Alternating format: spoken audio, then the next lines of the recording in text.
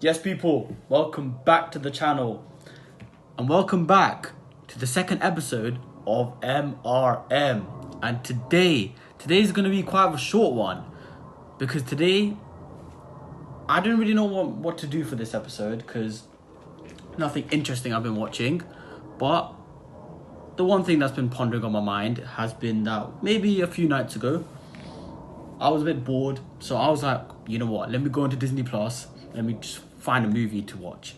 I scrolled upon and I found Pocahontas. Because at the end of the day, I like my princess films, okay? Call me.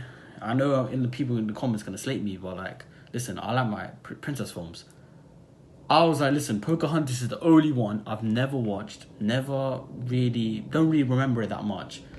So why don't I give it a try? And I loved it, by the way. But the problem is, when I was going through, and obviously I logged on my Letterboxd. If you haven't been following my Letterboxd, what the fuck you doing? Go follow it. It's on my YouTube page. Go do it. Go follow. Just take one button, bro. But anyways, back to it. Pocahontas. I loved it. I really did. I really liked it. It was a good film. Is it better than like Aladdin, Hercules, Mulan? Don't think so. But still solid nevertheless. But when I was going through reviews of it, people were slating it, saying it's bad, it's not historically accurate. And I just want to give my 2 cents here. Why are people so bothered about historically accurate representation? Because it's a Disney film. It's a Disney film. It's because Disney, what they make are fantasy. And yes, was it wrong to take the name of Pocahontas and use it for a film? Yes, it was. It was wrong to take Pocahontas and wrong to take John Smith, because realistically, if you look at the real history between for those two people, John Smith and Pocahontas, it's a very different story than the movie tells, because Pocahontas was groomed, sexually assaulted, raped, all of that stuff, and basically forced into child trafficked, basically. And John Smith wasn't the hero that we all see in the movie. He was a bit of a piece of shit. I understand that. But at the end of the day, it's a fantasy. Disney are never really gonna go for the actual real story. They're just gonna take inspiration from one character and from real life people, and then make them into a different, and then slightly alter their story. So, and also, it was made for a princess film. You think a princess film is going to talk about a child make the main princess get child trafficked, all of that stuff? No.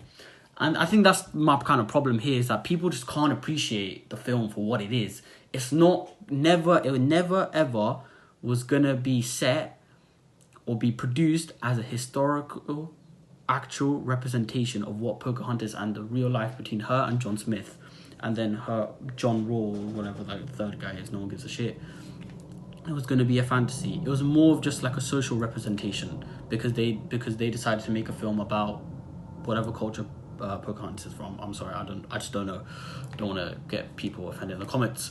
But yeah, those are just my 2 cents. I just feel like people need to really understand that when they watch films, understand what the film is going for.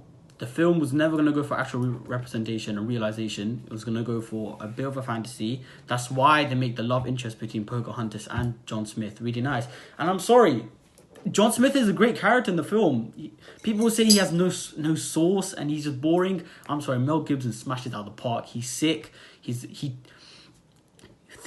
Let's just deep this. He changes his ways. He believes he is right, and by going and knocking down other civilizations, he's doing them a favor, because England are the most advanced. But when Pocahontas slaps him in the head, basically, and gives him a reality check, he changes his ways. And then he basically takes a bullet for her as well. Like, what more do you want from the guy? Pocahontas is amazing. The songs are amazing. Colors of the Wind is, oh, man.